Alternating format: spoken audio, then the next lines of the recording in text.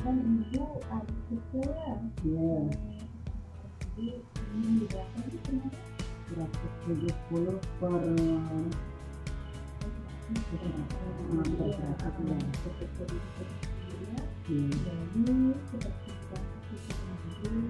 Jadi hari ini datang ke rumah ibu untuk memberikan penyuluhan atau sedikit ilmu tentang penyakit hipertensi atau tekanan darah tinggi. Sebelumnya Bu, saya perkenalkan diri saya dulu Bu. Nama saya Rita Retnawati. Kebetulan saya sekarang sedang berkuliah di Universitas Muhammadiyah Pontianak, jurusan Kesehatan Masyarakat. Nah, jadi pada malam hari ini saya meminta waktu Ibu sekitar 20 menit lah Ibu ya. Untuk membagikan sedikit ilmu lah Ibu ya tentang hipertensi ini. Sebelum saya mulai, saya mau bertanya Bu, sebelumnya udah pernah tahu belum atau udah pernah dengar belum tentang penyakit hipertensi ini? Belum pernah, baru kali ini. Gitu ya. Jadi tidak ada gambaran sama sekali ya apa itu hipertensi ya. Nah, jadi ya saya jelaskan Ibu ya. Nah, hipertensi itu Bu biasa kita nyebutnya tekanan darah tinggi. Nah, kalau bahasa awam kita lah Ibu ya. Jadi sebenarnya hipertensi itu Bu bukan suatu penyakit tapi kelainan atau gangguan Ibu ya dalam tekanan darah kita. Nah, sebenarnya hipertensi ini dapat dicegah. Dicegahnya dengan apa? Dengan penyesuaian gaya hidup. Nanti saya jelaskan lebih lanjut lagi ya. Nah, terus Bu. Nah, jadi kalau misalnya nanti Ibu tensi ke puskesmas atau ke petugas kesehatan, jadi tensi kemarin kan 170 per 100 ya Bu ya di puskesmas ya. Nah, jadi itu udah termasuk tekanan darah tinggi. Jadi hipertensi itu Bu kalau tekanan dalam pembuluh darahnya bagian atasnya sistolik lebih dari 140 dan bagian bawahnya disebut diastolik lebih dari 90 mm hektogram. Jadi batasnya itu Bu 140 per 90. Jadi kemarin kan udah di atas 140 Ibu ya. Makanya disebut dengan hipertensi. Jadi udah termasuk darah tinggi Ibu nih ya. Terus, nah nih Bu, apa penyebabnya? Yang pertama, gaya hidup tidak sehat. Misalnya apa? Misalnya konsumsi garam yang berlebih. Ibu suka bikin makanan yang asin nggak? Iya, memang suka makan ikan asin. Kalau makan tuh terus ada ikan asin terus. Kalau enggak, makan itu enggak enak gitu Bu ya? Udah kebiasaan lah Ibu ya. Kemudian merokok, minuman beralkohol, kurang olahraga, kegemukan, sama stres. Kalau stres ini memang tidak bisa kita hindari lah ya Bu ya. Kemudian, nah gejalanya Bu, sakit kepala atau pusing?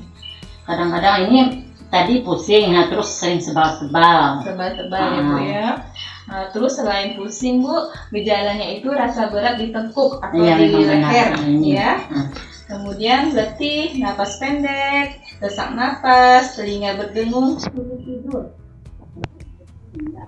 Tapi kalau udah tidur terlentang, sesak napas gitu ya. Kemudian mudah lelah dan lemas. Artinya kita tuh kayak mengerti terus ya Bu ya. Betul. Kalau habis pulang kerja tuh jarang aku nggak tidur terus. Nggak bisa tuh 1 jam atau 1 jam. Kemudian kenapa hipertensi harus dicegah? Karena banyak sekali penyakit yang bisa disebabkan atau komplikasi dari penyakit hipertensi Bu ya. Yang pertama itu bisa menyebabkan penyakit jantung. Nah, bahaya sekali Bu ya. Kemudian serangan otak atau stroke. Artinya apa? Ketika tekanan darah udah tinggi, tidak dapat terkontrol lagi, saking tingginya bisa menyebabkan kita kejang. Terus pecah pembuluh darah. Nah, bisalah terkena penyakit stroke. Kemudian penglihatan menurun, gangguan gerak dan keseimbangan, kerusakan ginjal dan yang fatal kematian. Makanya Bu, saya bilang kemarin rajin-rajinlah mengontrol tekanan darah Ibu kalau Ibu sudah ada tanda dan gejala penyakit hipertensi Ibu ya. Nah, bagaimana perawatan hipertensi di rumah? Yang pertama, meningkatkan aktivitas fisik. Nah, jadi gini Bu, aktivitas fisik itu berbeda dengan olahraga. Iya. Jadi kita ibu-ibu mungkin pagi-pagi sudah melakukan aktivitas fisik seperti Iya. cuci baju, itu termasuk aktivitas fisik ya Bu ya. Iya. Lebih kurang kalau bisa 30 menit sehari. Tapi saya kira sih kalau ibu rumah tangga atau kita sebagai ibu-ibu lebih lah dari 30 menit ya Bu ya, kalau melakukan Ibarat kayak kami aktivitas ini kan fisik. kerja berat terus, kerja sawit tuh. Mm-mm. Pagi-pagi udah gendongan pupuk tuh, ngupuk. Mm-mm. Satu orang satu ton, satu ton satu orang tuh. Iya.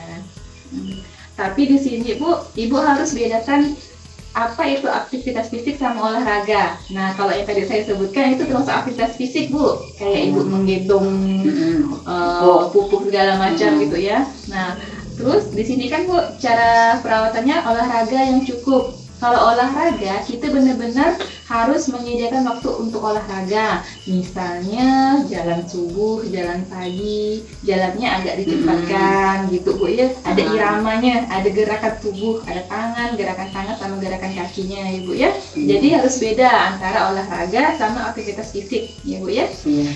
Kemudian berhenti merokok, kurangi makanan berlemak yang mengandung kolesterol. Kemudian ya itulah Bu, hindari stres walaupun itu sulit ya Bu ya. Kalau merokok sih aku enggak mau. Kemudian Bu, pencegahan hipertensi ini ada dua Bu, non farmakologi dan farmakologi. Kalau non farmakologi itu kita tidak menggunakan obat-obatan. Nanti saya contohkan, kita bikin ramuan tradisional penurun hipertensi Bu ya. Kemudian kalau dengan farmakologi ini obat-obatan seperti yang ibu minum obat penurun darah itu dengan obat-obatan ya. Iya. Nah kemudian pengobatan tradisional ini Bu bisa dengan banyak sebenarnya Bu ya. Tapi pada malam hari ini saya akan mempraktekkan buah mentimun sama buah belimbing. Bagaimana membuat ramuan tradisional penurun hipertensi dengan menggunakan mentimun dan belimbing, atau kita suka nyebutnya itu jus belimbing atau jus mentimun gitu ya Bu ya. Iya. Jadi di sini Bu, takarannya Bu, sebenarnya setengah kilo belimbing dan setengah kilo timun ya Bu ya. Disatukan ya. Dan lebih baik nanti Bu, lebih baik kita nanti minumnya itu 2 kali dalam sehari ya Bu ya. Jadi Bu, saya praktekkan terlebih dahulu ya Bu ya. Aku tadi minum merebus itu bawang putih. Bawang putih Bu ya. Akhirnya aku kasih 1 gelas yang agak besar, udah itu aku bikin 1 gelas. Lagi udah mendidih tuh aku kasih gula merah. Ini Bu sebagai contoh ya Bu ya. Ini setengah kilo timun udah kita cuci bersih, terus kita potong kulitnya ya Bu ya. Kalau timun ini kan rata-rata pasti ada ya Bu ya, mudah mendapatkannya.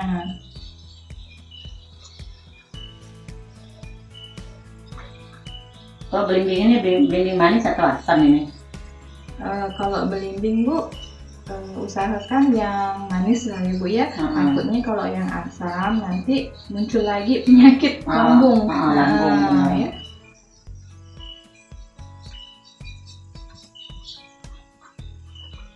Nanti Bu kira-kira ya setengah kilo. Mudah sekali membuatnya Bu. Ya tapi harus kita Konsisten karena sebenarnya tuh. Mungkin kalau awal-awal kita minum nih mual. Aku tadi minum biasa. air itu bawang putih kan bau, tapi ini kan itu tuh Paksa gitu ya. terpaksa. Jadi diparut gini aja Bu.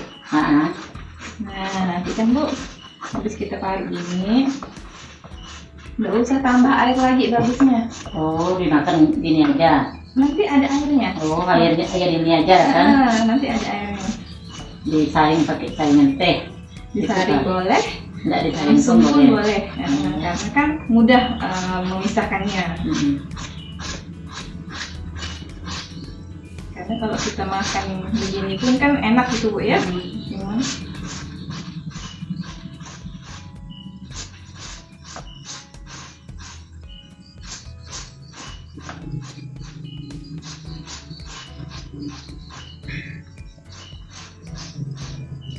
kira-kira contohnya seperti inilah ya Bu ya. Iya. Misalnya seperti ini. Nah, nanti kan di sini kan ada airnya Bu. Nah, nanti tinggal nggak disaring pun nggak apa-apa mah. Nah, bisa gini. Nah, kalau setengah kilo kan airnya agak banyak. Nanti baru minum, rutinkan sehari 2 kali. Ya Bu ya. Iya. Nah, kira-kira Bu, gimana Bu dengan penjelasan saya nih Bu? Ada yang mau Ibu tanyakan nggak? Ya udah jelas. Udah jelas ya Bu ya. Kalau udah jelas Bu, saya mau meminta tolong sama Ibu untuk mempraktekkan membuat jus timun seperti saya tadi ya Bu ya. Iya. Misalnya kalau Ibu yang praktek itu ya Bu ya, membuat jus timun di rumah. Yang pertama-tama Bu, kita sediakan kira-kira berapa Bu timunnya Bu? Takarannya Bu? Takarannya Kurang lebih setengah kilo. setengah kilo ya Bu ya. Nah, kalau belimbingnya juga kan dicampur kan tidak apa-apa kan? Kalau bisa, kalau timun aja Bu, Oh, kalau kalau belimbing belimbing aja. aja. Ya. Nah, jadi Ya. ini Bu, kupas juga ini. Setelah kita cuci bersih Bu ya, Nah. kupas.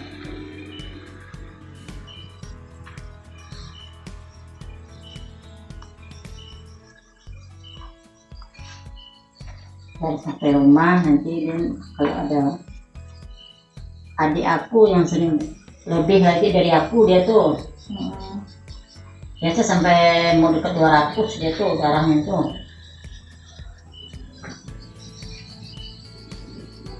Mau saya suruh bikin kayak gini juga.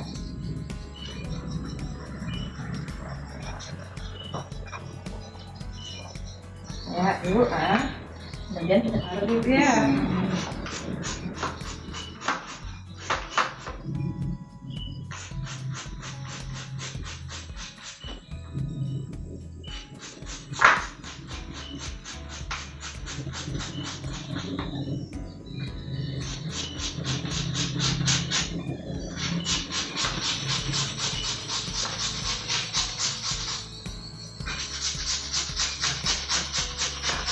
Ya Bu.